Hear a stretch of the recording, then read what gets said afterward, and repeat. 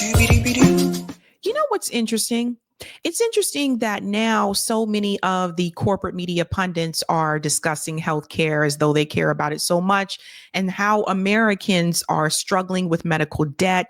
It's interesting to me because many of these corporate media pundits during a time when we did have a presidential candidate that was running on Medicare for all, not just in 2016, but also in 2020, of course, that was Bernie Sanders.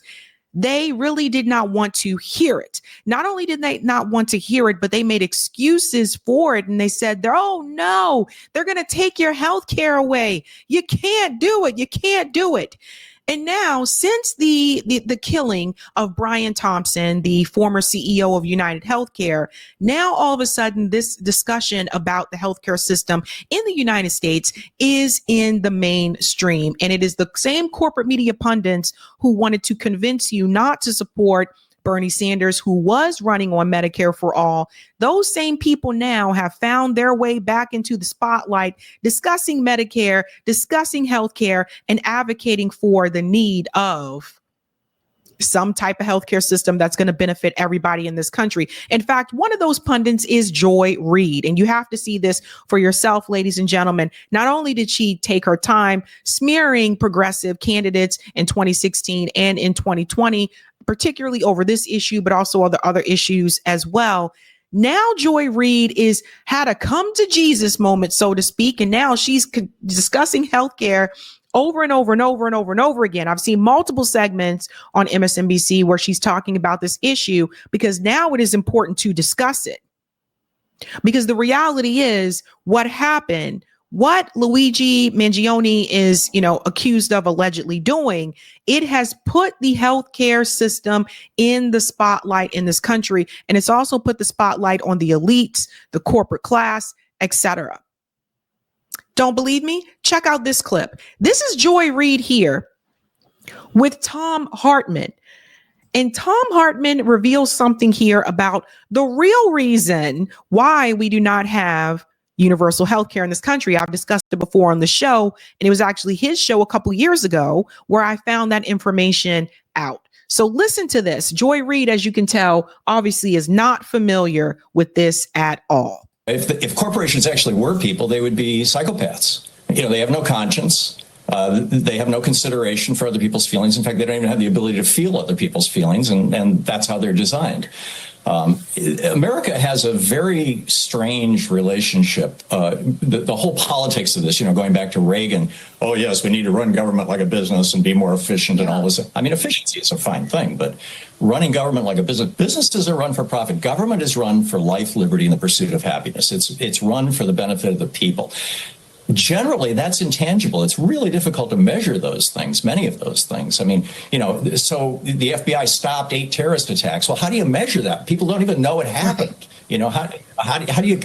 So it just makes no sense. And in particular, with healthcare, the history of the American healthcare system is absolutely shocking. We are the only country in the developed world that doesn't recognize healthcare as a right, as a human right, and doesn't cover every single person in the country. 25 million people in America have no health insurance whatsoever. No health insurance whatsoever. 25 million people in the United States have no health insurance whatsoever. And that's not their fault. Again, it's tied to your employer. And there are a number of employers in this country that don't offer health insurance to their employees. And sometimes it's because they can't afford it as a company. Some of the mom and pop businesses can't afford to offer everybody health insurance. But why should they? If you look at countries like the UK, if you look at countries like Denmark, where everyone has health insurance, even Israel, everyone has health insurance, it shouldn't be on the mom and pop businesses to make sure that you get health insurance. The government should be able to provide that for the people. That's a necessity. And I want us to stop saying that healthcare or feeling like healthcare is a privilege. It's not a privilege. It's a necessity. I don't even want to say it's a right. I want to say it's a necessity. Because there's a lot of things that we can say, that's my right. It's my right to do that. It's my right to do this. But I think when you use the word necessity, I think it hits well with people. I think it hits home because it says it's something that you need, that's vital, for your life. So there's that. we're going to do some reframing on this show. We're going to change the way we say some things for it to really get through to people. So he is about to go into the history of why we don't have universal health care in this country. And what is really interesting to me is that Joy Reid is all open ears to hear this now. But when Bernie Sanders was running on Medicare for All in 2016 and in 2020, she really didn't want to hear it. Now, she was willing to hear what Elizabeth Warren had to say, but that's because Elizabeth Warren's plan actually still benefited corporations. We'll get into that in just a second. I'll show you how Joy Reid responded to her plan instead of Bernie Sanders' plan. So now all of a sudden you are forced to basically have this discussion about healthcare because we do realize if millions of Americans don't have health insurance in this country, that means that they are more susceptible to disease, illness. They may not get preventative care that they need that could prevent those things, but also medical debt. And also is another thing to mention, just because you have money, just because you're middle class, for example, doesn't mean you can't go into medical debt. If you watch Michael Moore's documentary Sicko, you'll see just that. You'll see families that went into medical debt that were middle class families. So this is something that, I'm glad this conversation is back in the mainstream, but I do not want you to forget how people like Joy Reid really wanted to push this issue to the side and just push people like, whether it was Joe Biden, whether it was Kamala Harris, they went back and forth on 2020, or whether it was Hillary Clinton. And these people really did not have a plan to give everybody health care in this country. So I want you to remember that. Let's go back in. He's going to dive into the history here. And roughly half of us are radically underinsured. And that just is something that no other country would tolerate. And it goes back to a fellow named Frederick Hoffman. In 1887, Germany got the world's first single-payer healthcare system. Hoffman came over to the United States and got a gig as vice president of the Prudential Insurance Company. And in 1896, he published a book called Race, Traits, and Tendencies of the American Negro. And his argument was that black people were genetically inferior, and therefore, if we simply denied them health care, eventually, within a few generations, all black people would die out, and this would solve the race problem in America. Pause it right there. So Joy Reid was not aware of that. You want to know why she wasn't aware of that? Because she doesn't pay attention to independent media. Many of us in independent media have discussed this multiple times. Tom Hartman was the first person I saw discuss this years ago. Now, Tom Hartman has become a little bit more of a liberal than a progressive nowadays. He knows the history about the healthcare system. He knows the history about the corruption of corporations. But Tom Hartman, at the end of the day, still will tell you to vote for the neocon warmongering Democrat shill so that you don't get the Republicans. He told everybody to support Kamala Harris, who obviously did not agree to Medicare for all when she was running this time. When she agreed to it at the beginning of 2020, she backed away from it when she was criticized from the media. So there's that. So don't get it twisted. Tom Hartman is one of those people. He's similar to Robert Reich, where like both of them know the problem. They know the history, but they tell you to do the opposite of what they know the problem to be. Right? So they're not telling you to do anything differently. They're just telling you what the problems are, the history of the problem, but then they'll proceed to tell you to support the same politicians that are part of that problem. So always keep that in mind. So he's not going to say, go away from these candidates because they don't support Medicare for all. He's still going to tell you to vote for them. He told everybody this time around to vote for Kamala Harris, and she had no plan for healthcare for people, right? So there's that. Joy Reid also, for her to sit here and to not know that, if she would have been paying attention to independent media, she would have known the history about healthcare. It's not just because of the pharmaceutical companies, although that is a big part of it, right? Like they own some of the politicians. They donate to a lot of these politicians, and that's why the politicians don't want to support a Medicare for all legislation. This is why they don't want to give everybody healthcare in this country. Get past the whole we can't afford it, because under the Biden-Harris administration, they've shown you just how much we can afford to give to Ukraine and Israel. So don't fall for that. You cannot allow yourself to fall for that. So there's that. But at the same time, what you do need to understand is this information was already there. This information has been out into the ethers for years, But it was pundits like Joy Reid who didn't want to hear it. They wanted to dismiss the education about the history of healthcare in this country. And they wanted to dismiss this idea of Medicare for all, at least under Bernie Sanders' bill, because it didn't benefit their bottom line. Because the producers at MSNBC, no, you can't push that. We have, shareholders. We have people who support this network that 100% are in bed with the pharmaceutical industry. You cannot push that. So that's how it works, ladies and gentlemen. That's why she doesn't know. Let's continue.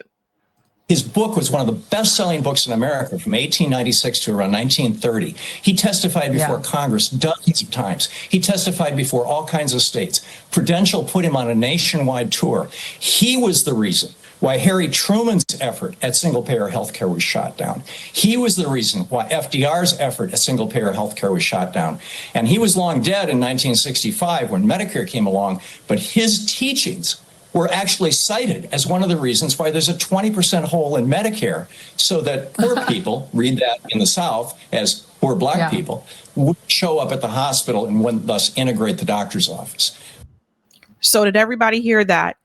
So the historical reason for why we do not have universal health care in this country is because a racist dude from Germany came to the US and did not want Black people to continue living. He wanted Black people to die off. That's why we don't have universal health care in this country. Of course, the pharmaceutical companies later on made it even more difficult, but that's the history of it.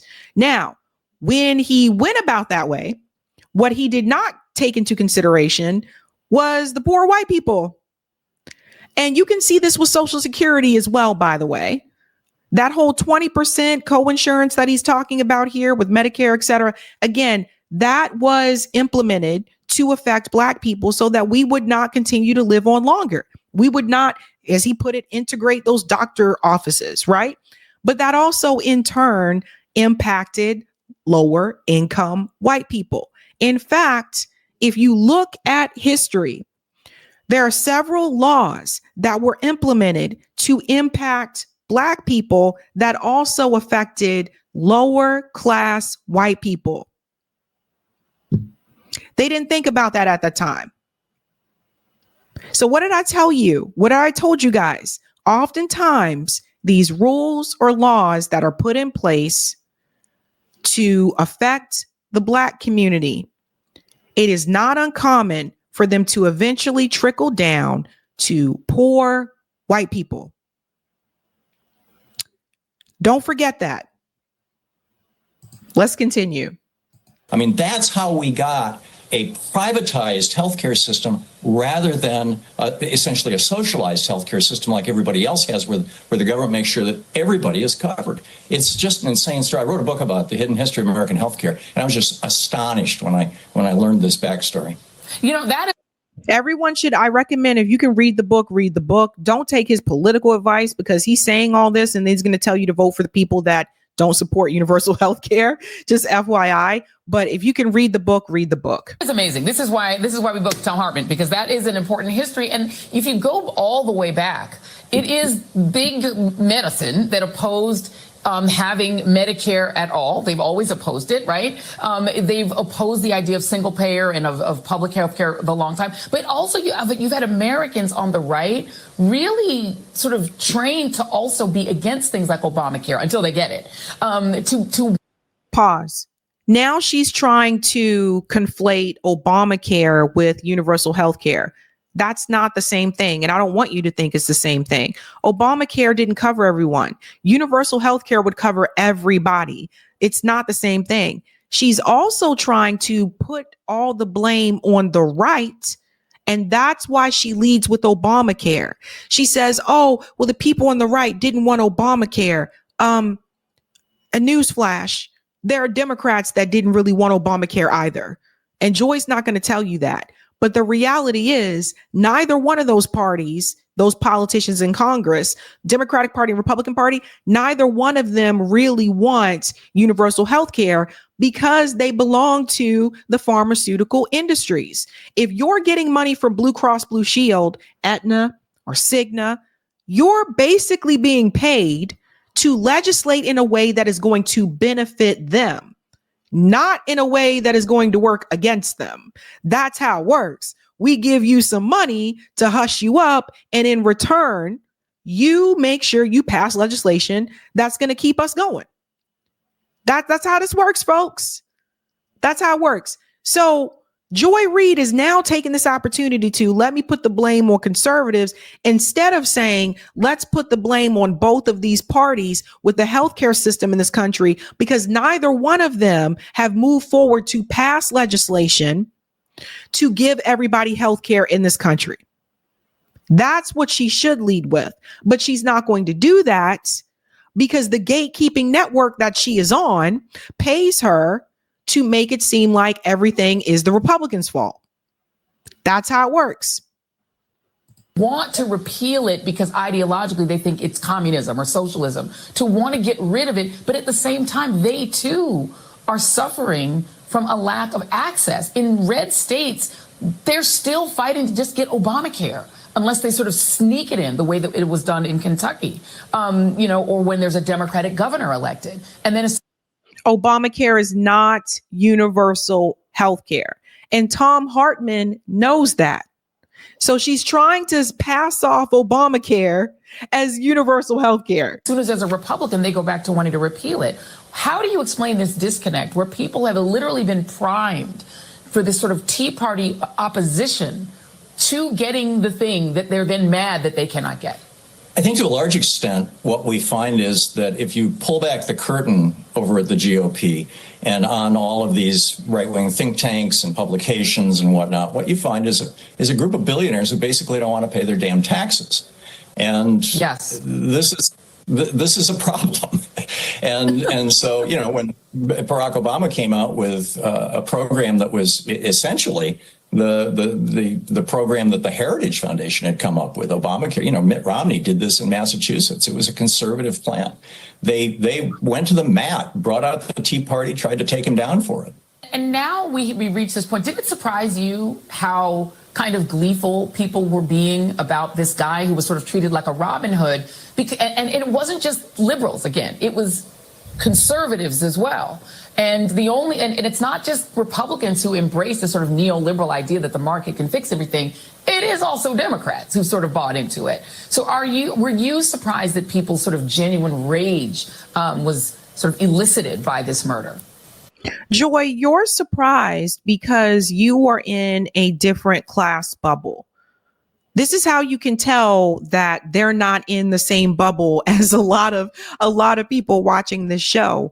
Because if you're in a working class bubble, that doesn't surprise you because either family members or friends or yourself that have had issues with the healthcare system, whether it's them denying a claim, whether it's you not being able to have health insurance for whatever reason, whether it's, your employer deciding to change the health insurance like plans that they offer. These things happen too. I mean, the premiums go up every year. You guys know this as well as I do.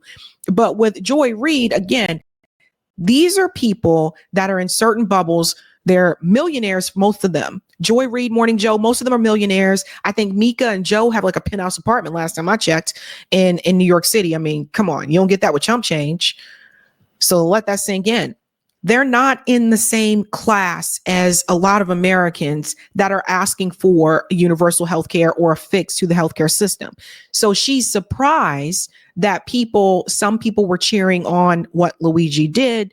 And she's surprised that some people are, actually more people are willing to understand his side instead of the side of the CEO, because at the end of the day, she's more aligned with the side of the CEO.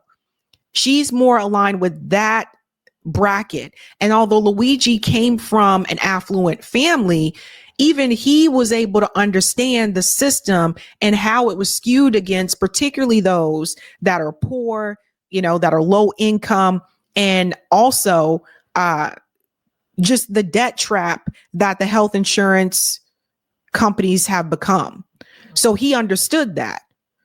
So I think that is the difference. We'll finish up here with Tom. Initially, But if you look back at the 1930s or the 1920s, really the 1920s in particular, but also into the 30s, during the so-called Roaring 20s, the Roaring 20s were roaring for the fat cats. The people on Wall Street were making a fortune. Yes. Average working people were literally getting shot by the police when they tried to organize unions.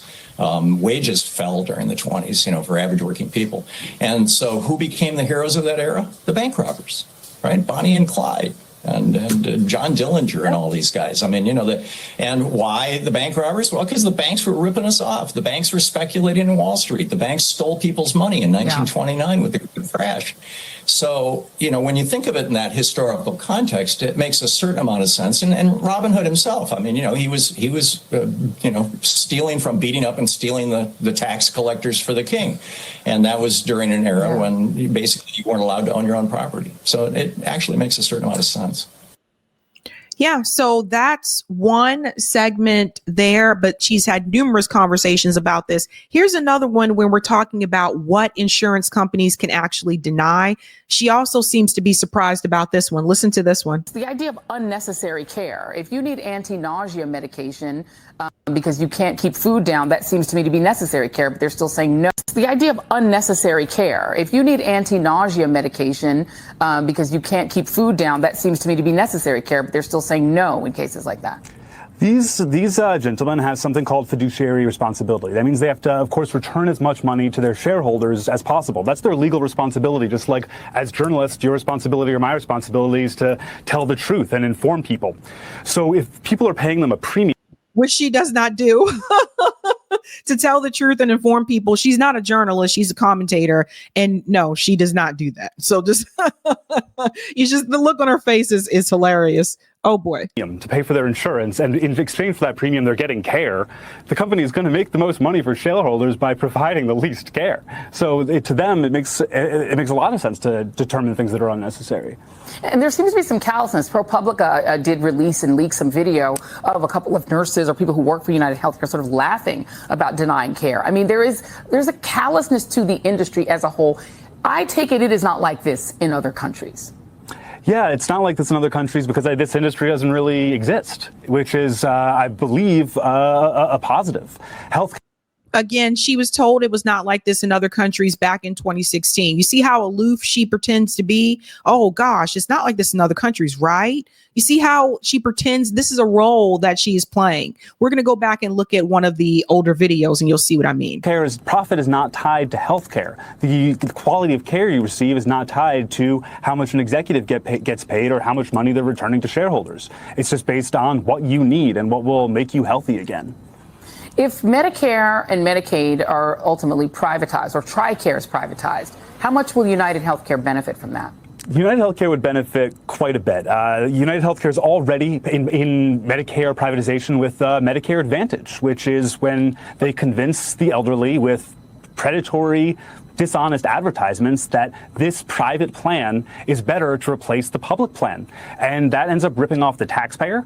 The taxpayer pays hundreds to thousands of dollars more per patient than they would on original Medicare, and it hurts the patient. People aren't getting as good care on these privatized plans that the incoming administration wants to try to switch more and more plans to. And the idea of what they claim they're doing is efficiency, but consolidation is supposed to deliver efficiency. I take it does not. I mean, it delivers efficiency, but their definition of efficiency is returning as much value to their investors as possible. There you go. That's how it works. And I want to add this as well. Medicare Advantage is a scam. For those who are not aware, I mentioned this before on the show. I used to work at a healthcare facility. It was my first full-time job with benefits out of undergrad. And I worked in the billing department, and in the billing office, one of the things I can tell you is that it was almost impossible to get United Healthcare to pay what they were supposed to pay for a lot of these claims. They would deny certain diagnosis codes, whether it was approving a code this year, but denying it the next year. They were notorious for not paying. They were the hardest insurance company to get to pay what they were supposed to for those patients. I will say that over and over and over again because they were ridiculous. Blue Cross was pretty decent. TRICARE was phenomenal. Medicare, of course, was the best because they're going to pay everything, except for that 20%, right? So Medicare Advantage to me had always seemed like a scam. I know a lot of seniors, they had that, and it's a ripoff. It really is. But what they should be discussing here is promoting and advocating Medicare for all. And she knows about that. And I know she knows about it because I want to take you back to right before the 2020 presidential election. Shout out to Jordan Sheraton and Jen Dees from Status Quo. They clipped this at this point in time. You'll see Joy Reid was talking about Medicare for all in 2020. But look at whose plan she decides to focus on. Check this out.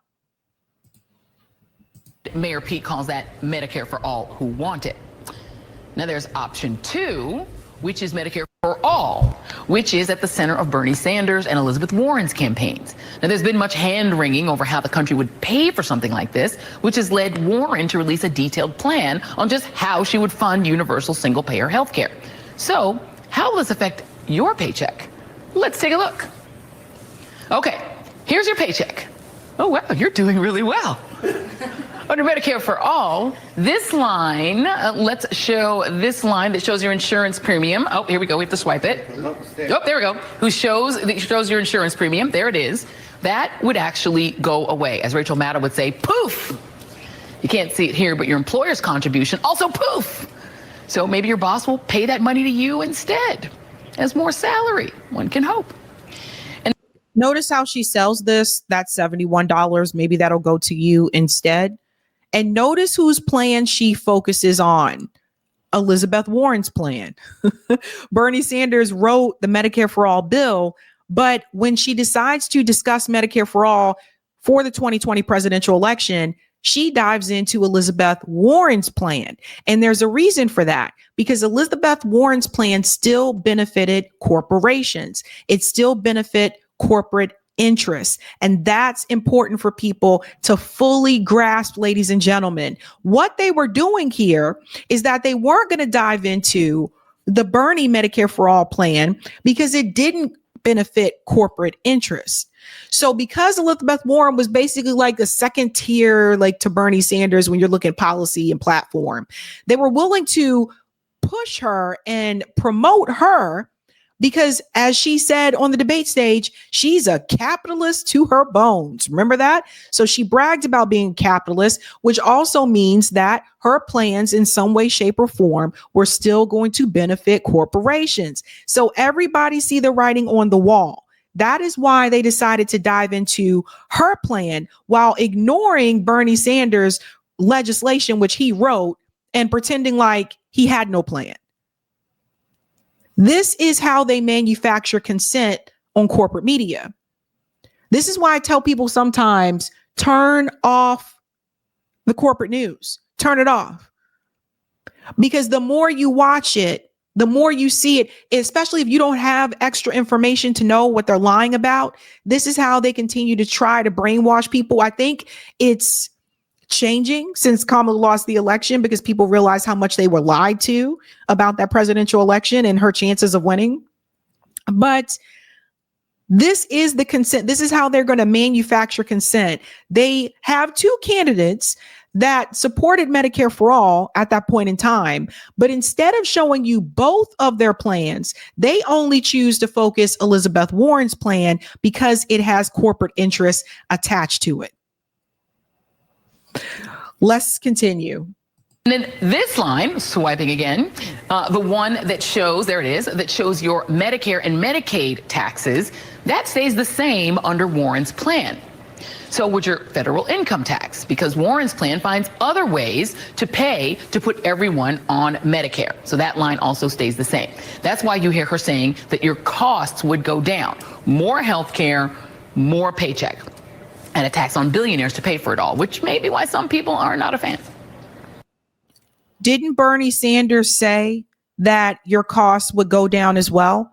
But notice she doesn't show you that.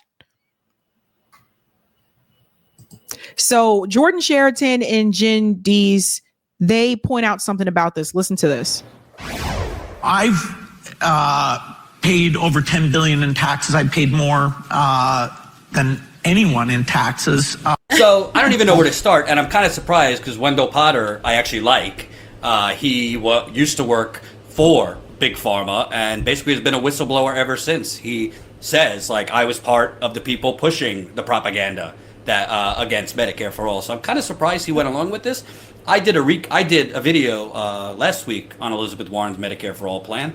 But first of all, I love how Joy Reid makes it seem like Elizabeth Warren is the pioneer of Medicare for All, and her plan, which she just came up with 5 minutes ago, when Bernie Sanders wrote the damn bill. So anyway, we know Joy Reid is deranged about Bernie Sanders. But the thing that stands out to me, I did a week or two ago, you might have missed it because you were working on the story.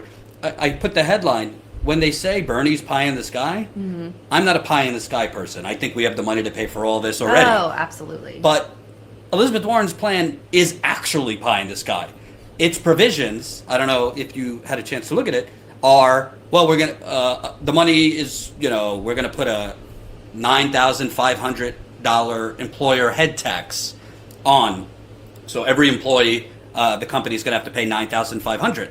Well, as Matt Bruning pointed out at the People's Policy Project, then employers are just going to bump people down to contract or freelance to avoid having full-time workers, so that they don't have to pay the $9,500 for Elizabeth Warren's Medicare for All plan. There's no rule in her plan. There's no control. We've already seen this where Obamacare, for example, more companies started knocking people from full-time down to 30 hours or 35 hours to avoid them being full-time employees so that they didn't have to pay for their health care. So basically, Elizabeth Warren's plan, who other progressive people for Medicare for All have said, is actually going to depress jobs because employers will just skirt around that head tax by keeping people on freelance, contract, or whatever. That's just one part of it. So does everybody understand that her plan still benefited the corporations?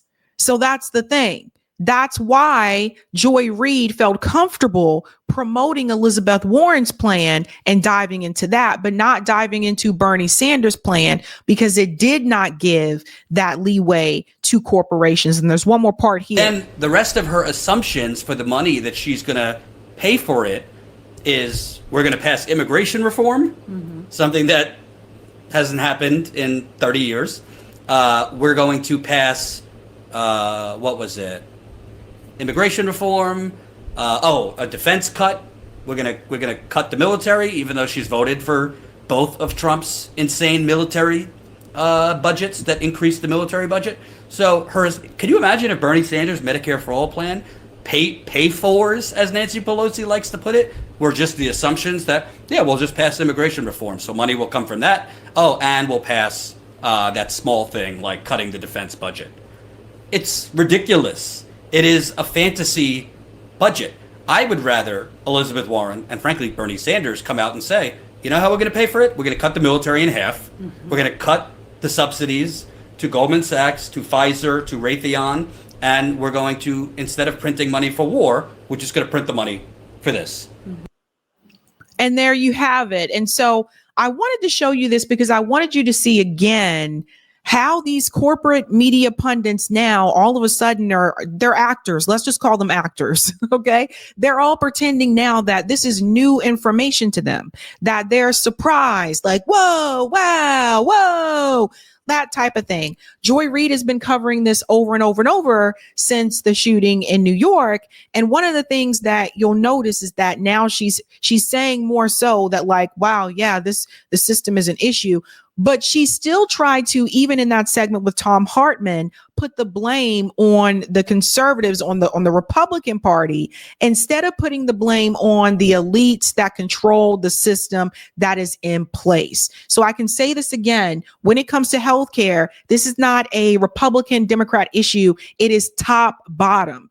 Everyone needs healthcare. Healthcare is a necessity. Do not allow these corporate media pundits to continue to try to convince you or other people that you know that this is a left-right issue.